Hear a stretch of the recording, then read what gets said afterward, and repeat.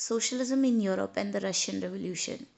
This is class 9 history chapter 2 and this would be a revision video. So we'll start with the first part, which was the concept of socialism in Europe, and then we'll talk about the revolution in Russia. So let's see how the changes occurred and what was the situation before the changes, how the society was. So the society of 18th century gentlemen, the age of social change. Before the 18th century, society was broadly divided into estates and orders, which we have seen. Three orders: clergy, nobility, and the third estate, where the common people were there. So, and it was the aristocracy and church which controlled the economic and social power. We already have learned about it, we have already seen in first chapter in French Revolution. In many parts of the world, including Europe and Asia, new ideas about individual rights and who controlled social power began to be discussed, and new ideologies came for the change in society. They were broadly classified into three categories. One is liberal, other is radical, and conservative. So, liberals were basically the one who opposed the uncontrolled power of dynastic rulers and wanted to safeguard the rights of individuals against government. They were not in favor of giving right to everyone, but they believed in religious tolerance. They equally respected all the religion. They talked about voting rights, but not for everyone. So they didn't believe in equality, but they wanted to end the dynastic rule. The second thing is radical. Radical were a little different. They wanted an elected majority government where everybody participates in election. They vote equally, equal rights for voting for men and women. They talked about it.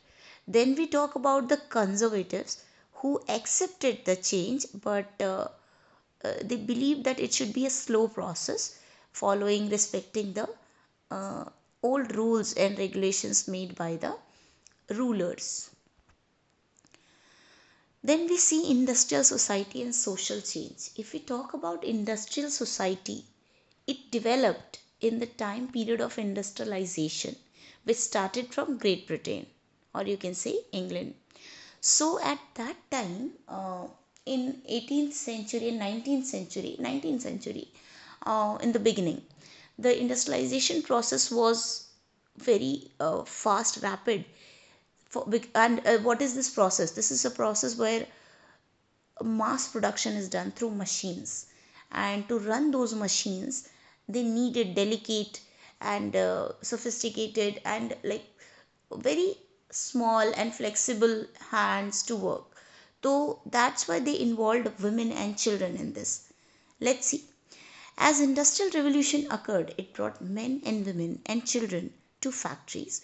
Work hours were often long and wages were poor. Unemployment was common. Housing and sanitation were problems.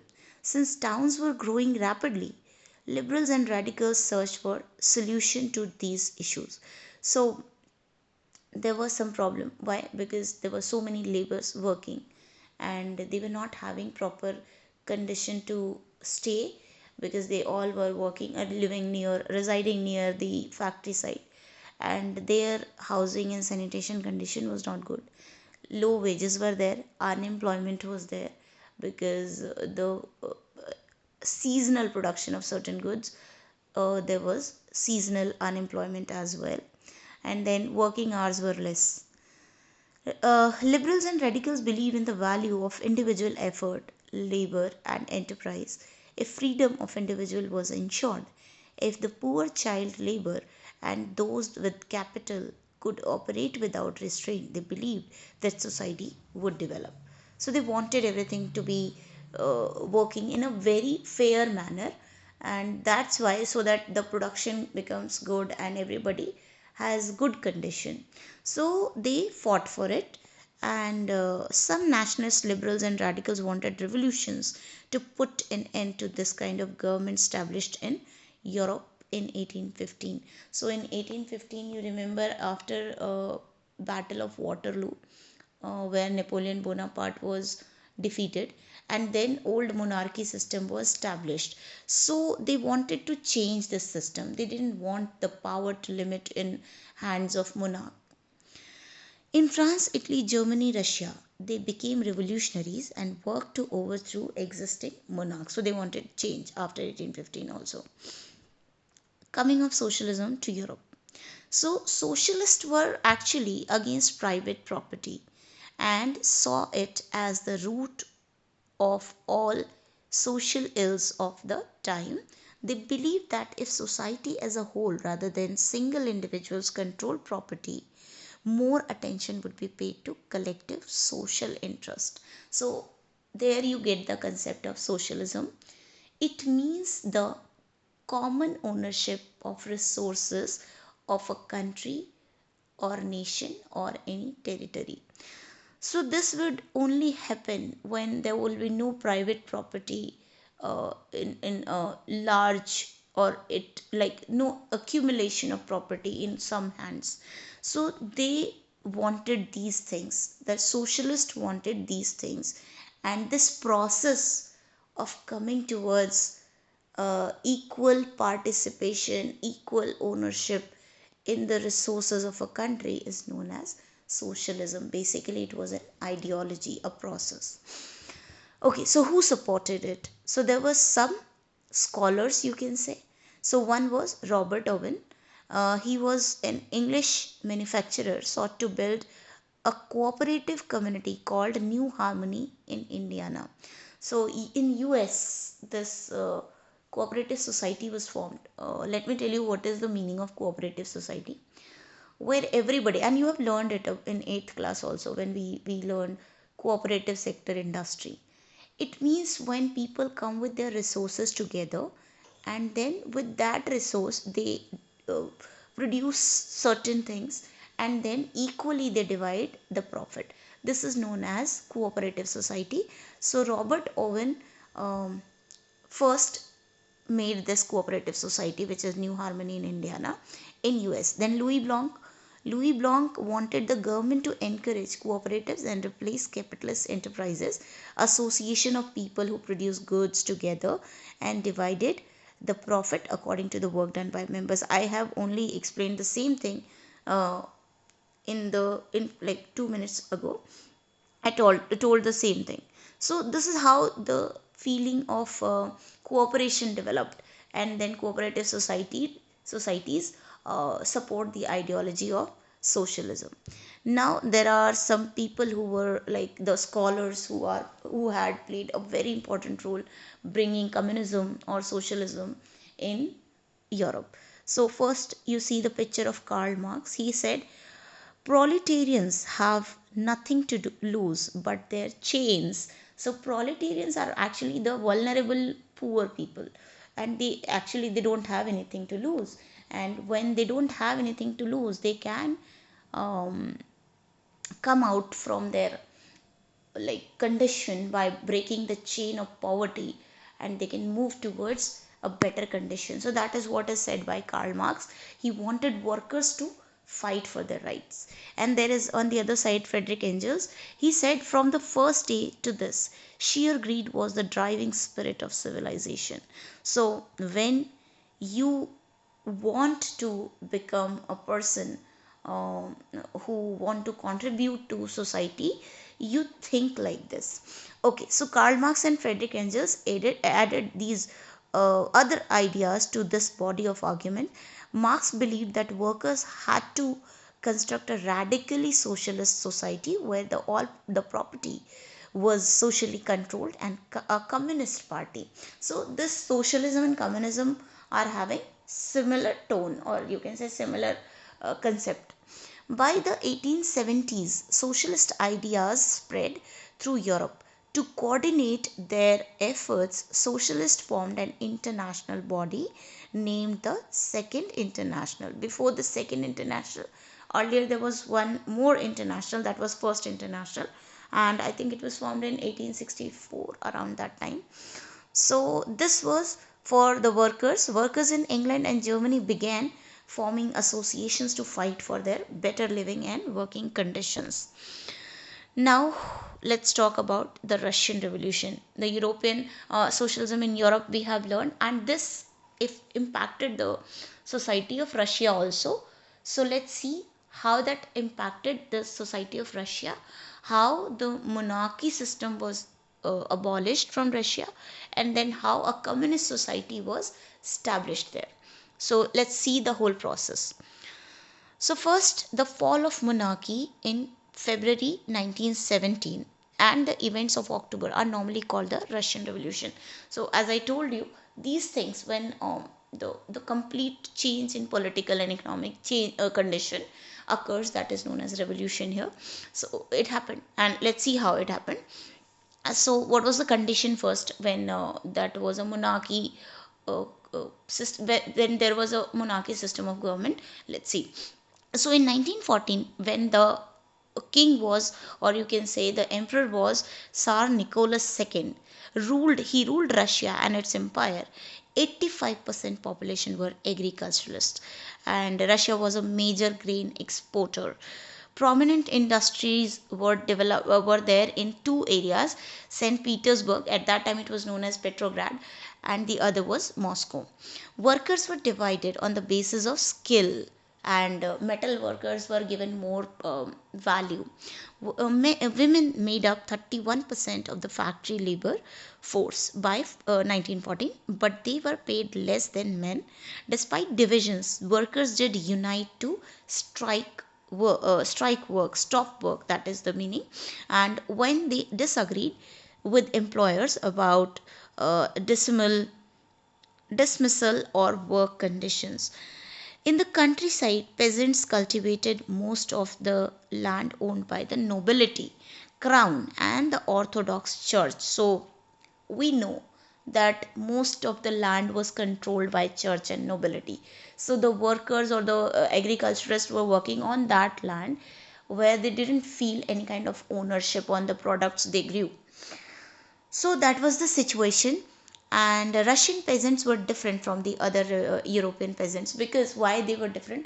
Because they already had this mindset where they thought that they will bring the land together. This communism ideology was already there from the beginning. So let's see how pooled their land together periodically. They used to pool their land, and that was known as mir or commune.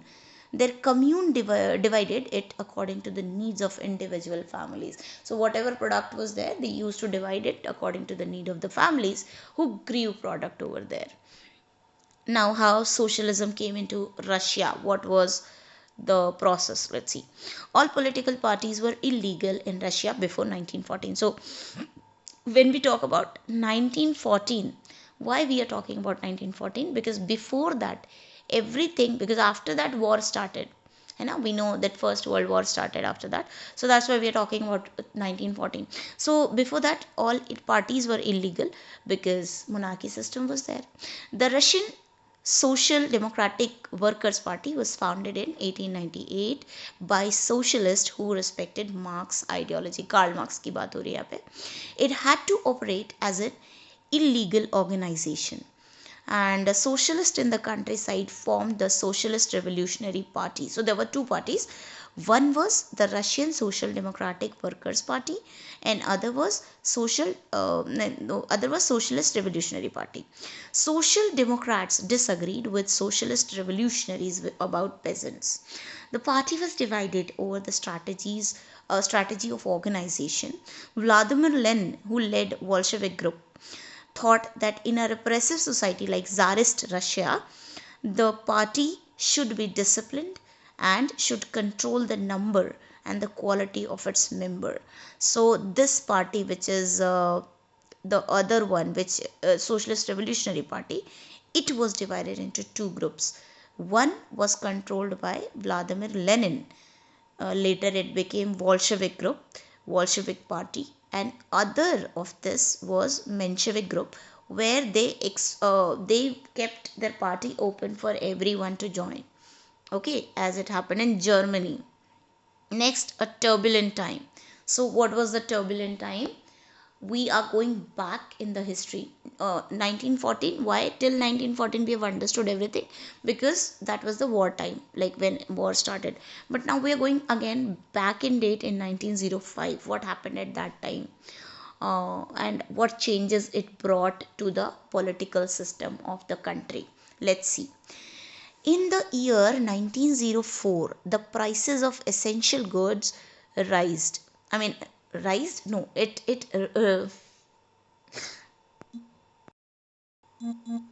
so I was telling the price rose. Sorry for that thing. Okay. So prices rose, and the workers in St. Petersburg went on strike, demanding a reduction in the working hours to 8 hours, an increase in wages, and improvement in working conditions. So they wanted all these changes to occur. And a procession for this reason, because when the prices rose, and all these things were happening, the industry, because of the industrialization, they started striking. So one such strike happened in 1905. Let's see. A procession of workers led by Father Gapon reached the Winter Palace. Here it was attacked by the police and the Cossacks. Cossacks means their personal security, or king's personal security. So over 100 workers were killed and about 300 wounded. So this was a kind of situation where first time they saw the bloodshed of the common people. And this incident was known as Bloody Sunday, started a series of events uh, that came to be known as 1905 revolution. So why it happened? Why it was named as Bloody Sunday? Because there was a lot of bloodshed, and second, it happened on Sunday. That's why. Okay. Now after this, when people got enraged, they felt bad about whatever happened there. So they wanted to change the situation. So after that, after that 1905 revolution, which is Bloody Sunday event, and after that whatever happened, the Tsar allowed the creation of an elected uh, consultative parliament, or you can say Duma. So this was the first time they talked about parliamentary form of government, where they wanted to discuss things, but it did not reduce the authority of king. Okay, the Tsar dismissed the first Duma within 75 days. Why? Because Tsar never wanted his power to be reduced. And then the re-elected second Duma within 3 months. So first and second Duma were dismissed because it wanted to bring the change and wanted to limit the power of monarch. He changed the voting laws and packed the third Duma with conservative politicians. Liberals and revolutionaries were kept out. So what now Tsar Nicholas did? Third Duma was again appointed, but in that means it was elected, but then it was like it was filled with the people who were supporting monarch, है ना? Conservative we saw. So all politicians were conservative there. Liberals, revolutionaries, radicals, they were kept out of this Duma. And then from 1905 to 14, there were things happening, but not in that way. Then when the First World War started, things changed. Let's see how. uh, so you know what is the First World War time period? It is from 1914 to 1918, and many things happened there. We know the two powers were there. One was the Central Power, another was the Allied Power. In Central Power, there was Germany, Austria-Hungary, then Ottoman Empire, which is now known as Turkey, like it is that part. So let's see what happened. Tsar refused to consult the main parties in the Duma. The Tsarina Alexandra, who was wife of Tsar Nicholas, she had German origin, and from where the war started, and they were in opposite party. German and Russia, they were in opposite party. Uh, so the poor advisor and his poor advisor was Rasputin. Especially a monk called Rasputin made the autocracy unpopular. So people did not like them because they were not supporting the common people, and they had different a mindset, you can say. An advisor was also not good, so that's why people did not like them. And also Tsar Nicholas II was also not consulting with the people in Duma. So what is the use of Duma? People did not like it. Russia's army lost badly in Germany and Austria between 1914 to 1916. There were over 7 million casualties by 1917. See why things happened. It has some background which we need to understand always. So it was the war impact on Russia, due to which people did not like that, and they wanted their army to retreat, है ना, to come back. Retreating Russian army destroyed crops, buildings, which led to over 3 million refugees in Russia. So this was the condition why people were not happy. The war also had a severe impact on industry. Industrial equipments disintegrated. Railway lines began to break down. Labor shortages forced small workshops producing essential to shut down, and bread and flour became scarce. Riots at bread shops were common, because when everything is going for army in the common area, uh, you don't get it. Okay, so that's why people started striking, protesting everywhere. Now, when all these things were happening, so in February 1917, people started a revolution again. So, how it happened, let's see. In the winter of 1917, conditions in the capital Petrograd were grim. A very bad condition was at that time. In February 1917, food shortages were deeply felt in the workers' quarter. The winter was very cold, as we can see. It is near polar region, so geography also involves in this, and that's why the winters are quite cold over there. There had been exceptional frost and heavy snow, and on 22nd February, a lockout took place at a factory on the right bank. And on the left bank, there was palace, है ना, winter palace, and on the right bank there were some factories. So, and what we are talking about, right bank and left bank, there was a river, Neva river, between, and on that river's left bank there was winter palace, and on the right bank there was these factories. So the next day, workers in 50 factories called a strike in sympathy, and in many factories women led the way to strikes. This came to be called as the International Women's Day. So you see here it is 22nd February, but according to the calendar, Gregorian calendar, which we follow today, is this date is 8th March, and that's why we celebrate it as International Women's Day. So this we have to understand, and at that time that was Julian calendar which was being followed there. On Sunday, 25th February, the government suspended the Duma, the third Duma we are talking about. And on the 27th, the police headquarters were ransacked.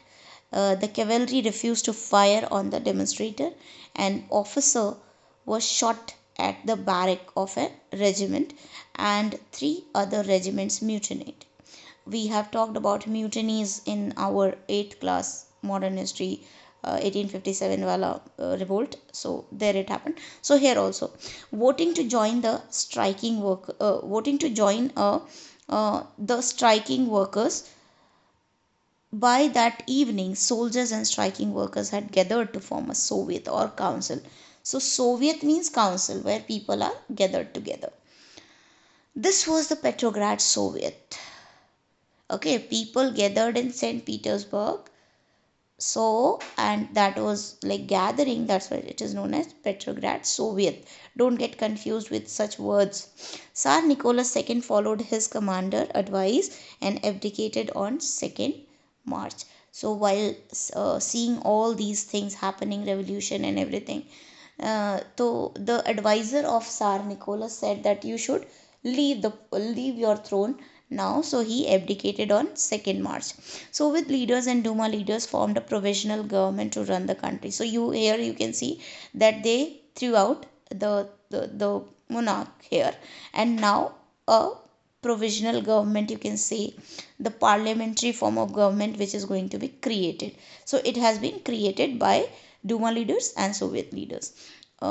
Petrograd had led the February Revolution that brought down the monarchy in February 1917. What happened after that? Like, the government was made. Provisional government means always a temporary thing. So what happened after that? How it was like dealt? Like, so you see, after that in April, Lenin come back, and when he comes back, he thinks that the government is not working properly. We want proper socialist society. So he worked for it. Let's see how. Soviets, which was the group of people who wanted change here. So Soviet, like the Petrograd Soviet, were set up. Many Soviets were set up everywhere. Like the clubs we talked about in France, French Revolution. Here, the Soviets were those. Though no common system of election was followed, in April 1917, the Bolshevik leader Vladimir Lenin returned to Russia from exile. He declared that the war be brought to a close. Like, the war should be ended because it is taking a lot of resources of the country. So he wanted that land to be transferred to the peasants. It was the ideology of communism or socialism, you can say. The banks to be nationalized, like the banks which were having private wealth, that should be the part of the national resource. So that's why it should be nationalized. Three demands of Lenin, these three demands: war to be ended, land to be transferred to the peasants, and banks to be nationalized. All these things were known as April thesis, or we can say Lenin thesis. He also argued that the Bolshevik party rename itself as Communist Party to indicate its new radical aims. Now, what was the radical aims? We saw through April thesis. Now, what they did to achieve that? In June, we are talking about 1917 only. So, from February to October, what happened? We are seeing. So, in June, about 500 Soviets sent representatives to an all Russian Congress of Soviet. As the provisional government saw its power reduce and Bolshevik influence grow, it decided to take stern measure against the spreading discontent. Popular demonstrations staged by Bolshevik in July 1917 were sternly repressed. Now, what the government is doing, the provisional government, they are trying to repress the people who are standing against them, including Bolshevik party. So in 1917 July, when they protested, the Bolshevik party members protested, the provisional government repressed them. Many Bolshevik leaders had to go into hiding or flee. Socialist revolutionary leaders pressed for a redistribution of land, encouraged by the socialist revolutionaries. Peasants seized land between July and September 1917. So when the revolutionary acts happened, people start doing whatever they want. So they started redistributing the land, and on their own. And the leaders had to hide because they will be, if once they will be jailed, they will no longer be able to lead the revolution. So they hid themselves, and then the revolution continued. Peasants started seizing the land of church and the big landlords. Revolution of October 1970. Now the last thing which happened in 1917, let's see that. So on 16th October 1917, Lenin persuaded the Petrograd Soviet and the Bolshevik party to agree to a socialist seizure of power. A military revolutionary committee was appointed by Soviet under Leon Trotsky to organize the seizure. Caesar like the power which is provisional government's power. They wanted to seize that power and bring the Communist Party into power, that is the Bolshevik Party. The uprising began on 24th October. Sensing trouble, Prime Minister Kerensky had the provisional government's prime minister, he was Prime Minister Kerensky, had left the city to summon troops. The Military Revolutionary Committee ordered its supporters to seize government offices and arrest ministers. By nightfall, the city was under the committee's control and the minister had surrendered. So what is this committee? This committee was formed by Bolshevik Party and the Soviets, who wanted to seize the power of the power of the provisional government. So they started capturing the buildings, the government buildings, and then they started arresting, or you can say, they started arresting the ministers.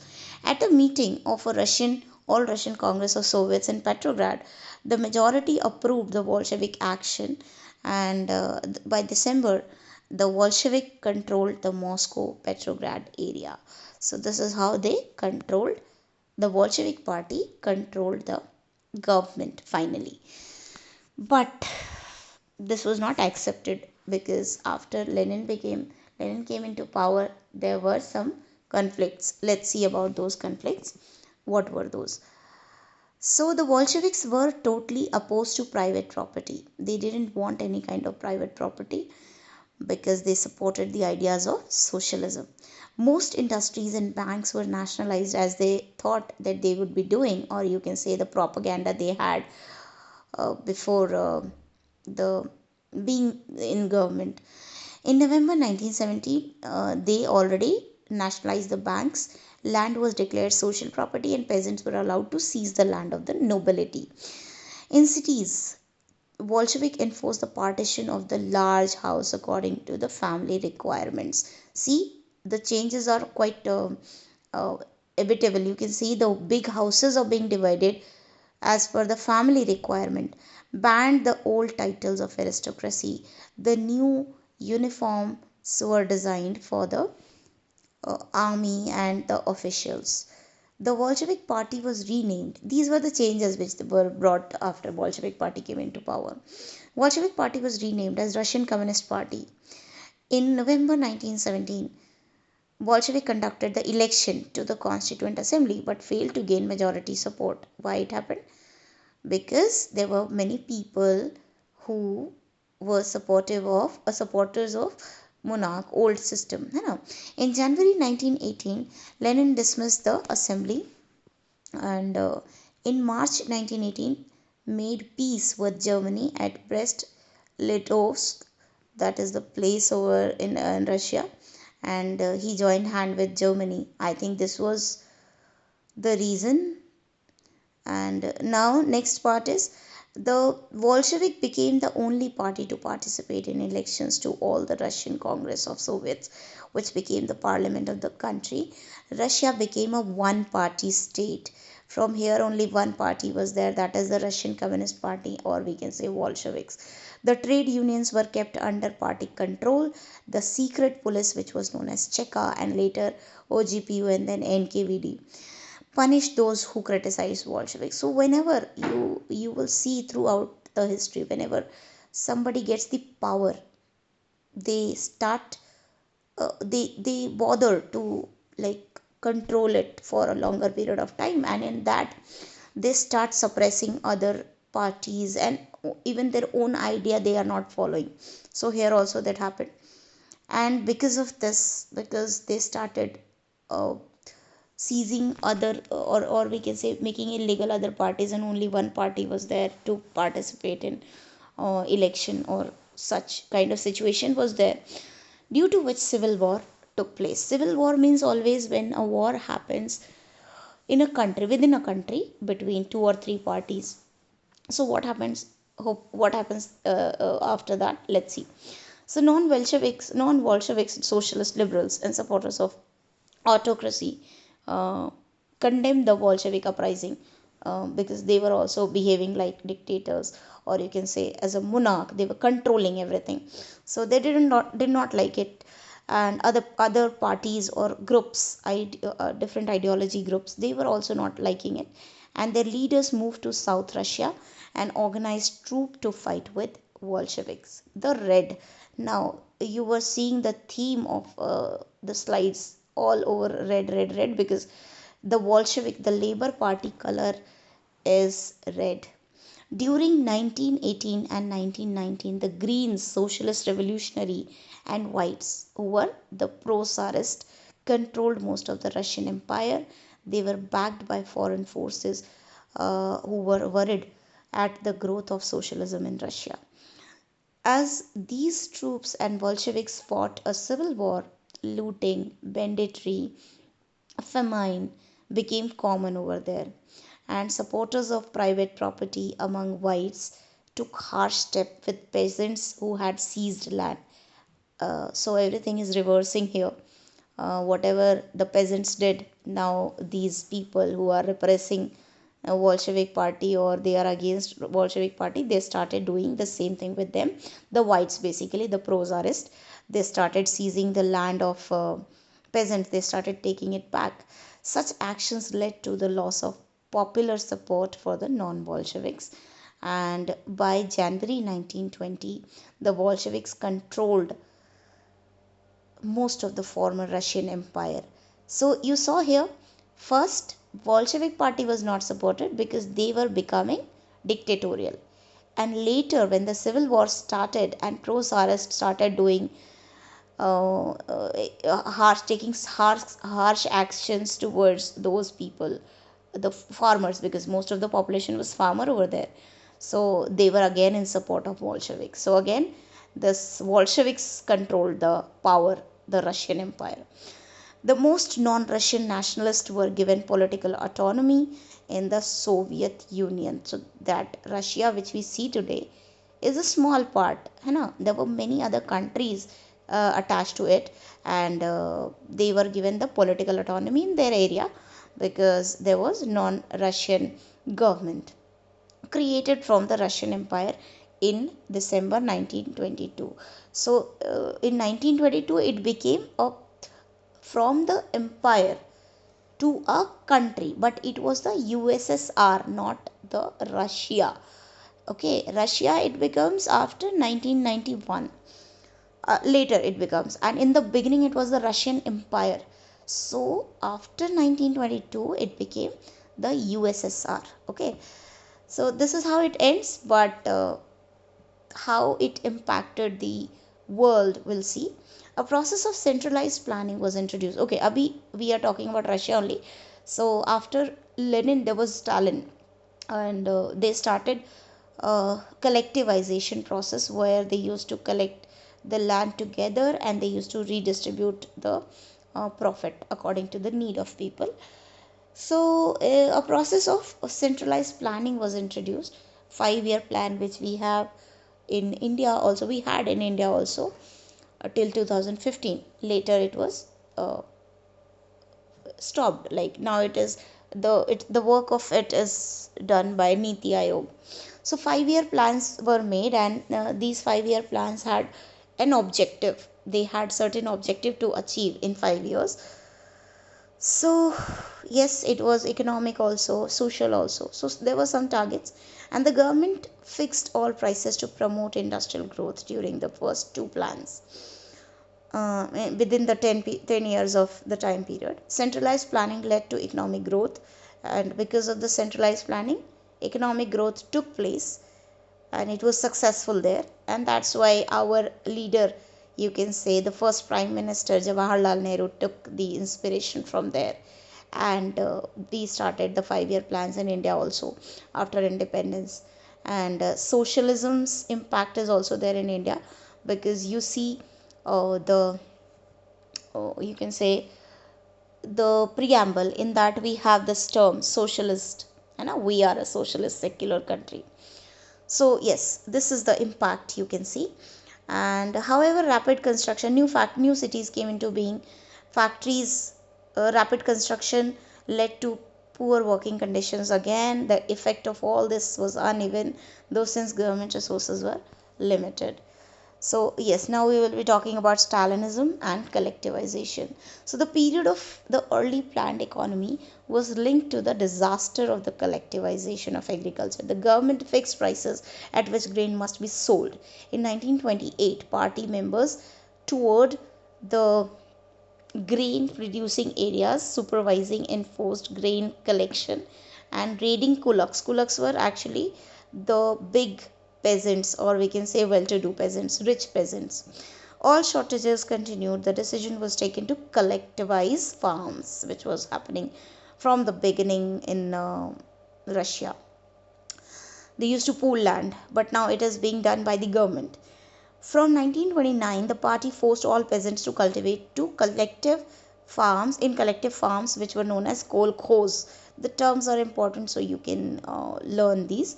The bulk of land and implements were transferred to the ownership of collective farms. Peasants worked on land and the kolkhoz profit was shared. Those who resisted the collectivization were severely punished by Bolsheviks. Stalin's government allowed some independent cultivation but treated such cultivators unsympathetically. So these were the things. And then global influence, as I told you, what happened worldwide. I've already told you that in India what happened, and then the Communist International, this was formed. The possibility of a worker state uh, fired people's imagination across the world. In many countries, communist parties were formed. Many non Russians from outside the USSR participated in the Conference of the People of the East, and the Bolsheviks founded Comintern. Comintern means the one where they were talking about socialism, communism. Yet, by the 1950s, it was acknowledged within the country that the style of the government in USSR was not in keeping with the ideas of the Russian Revolution. It had denied the essential freedoms to the citizen and carried out its developmental projects through the repressive policies which we could see in collectivization process. By the end of the 20th century, the international reputation of the USSR as a socialist country had declined, though it was recognized that socialist ideals still enjoyed respect among its people. Writing about the Russian Revolution in India, so I already discussed it in previous slide, but let's see. Among those the Russian Revolution inspired were many Indians. You can see the Indians who were inspired, their name on stamp of Russia. Its members, okay, by mid 1920s the Communist Party was formed in India as well. Its members kept in touch. Abhi we have Communist Party. Members kept in touch with the Soviet Communist Party. Important Indian political and cultural figures took an interest in the Soviet experiment and visited Russia. Among them, Jawaharlal Nehru and Rabindranath Tagore, who wrote about Soviet socialism. In India, writings gave impressions of Soviet Russia. In Hindi, R.S. Avasthi wrote in 1920-21 the Russian Revolution, Lenin, his life and his thoughts, and later the Red Revolution. S.D. Vidyalankar wrote the rebirth of Russia and the Soviet state of Russia. There was much that was written in Bengali, Marathi, Malayalam, Tamil, Telugu. So these are the you can say impact on India of Russian Revolution, and how Russia helps us, and how they were partners for us from the time when we were not free, and now when we are touching the sky with our space plans. So they still help us a lot. They are good friends of ours. With this note, I am going to end this video. I hope it is helpful for you. Thank you so much. Write good words if you like the video.